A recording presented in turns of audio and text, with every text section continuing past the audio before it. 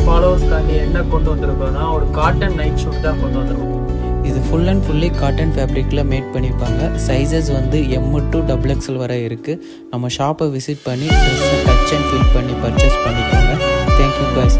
மேலும் இந்த மாதிரி வீடியோ பார்க்க நம்ம பேஜை ஃபாலோ பண்ணிக்கோங்க. Keep supporting guys. தேங்க்யூ.